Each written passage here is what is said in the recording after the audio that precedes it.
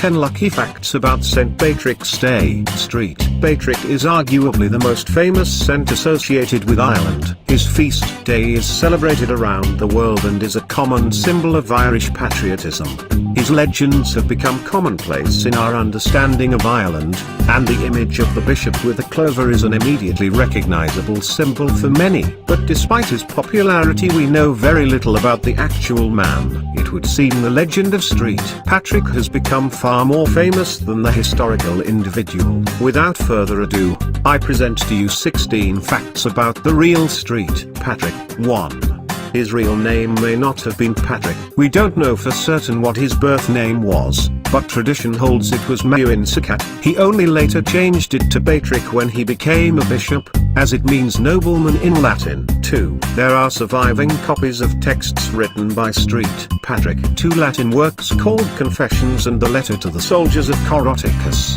These works provide the primary sources for what we know of him. 3. Dating Street Patrick's life is difficult, but most estimates place him around the mid-5th century. Given that he refers to the Frankish people, who lived in places where Germany and France are now, as pagans in one of his works, this implies it was written between 451, with a large amount of Franks spilling into Gaul, most of what is today Western Europe, and 496, when the Franks were baptized in large numbers. 4. There is a prayer said to have been written by Street Patrick, entitled Street Patrick's Breastplate, but him being the author is now widely rejected by scholars. 5. No one knows where Street Patrick was born. It's a widely accepted fact that Street Patrick is not an Irish native and is probably from Wales, but his specific birthplace is unclear. In his own works he says he's from a place called Banavon to Burney, but this location is otherwise unknown. 6.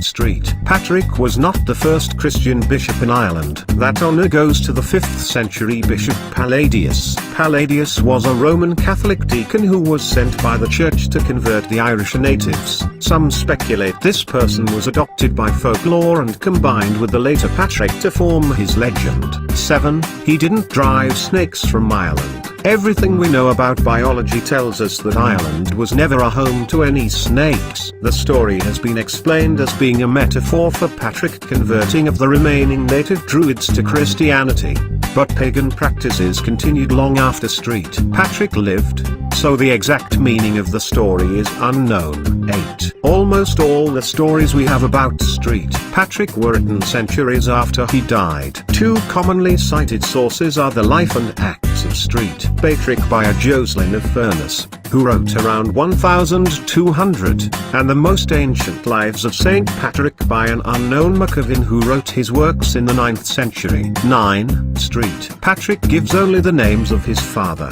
Calpurnius, and paternal grandfather, Potitus. He says his father was a deacon and his grandfather a priest, though later writers further explained his family tree.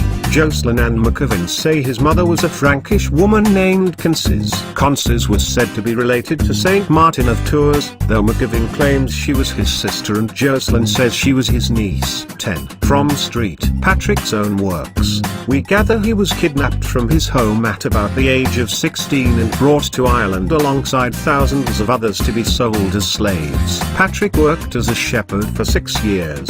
Jocelyn says he was slave to a pagan prince named Milcho, though Patrick says nothing specific of his captor, saying only he was the man with whom I had been for 6 years.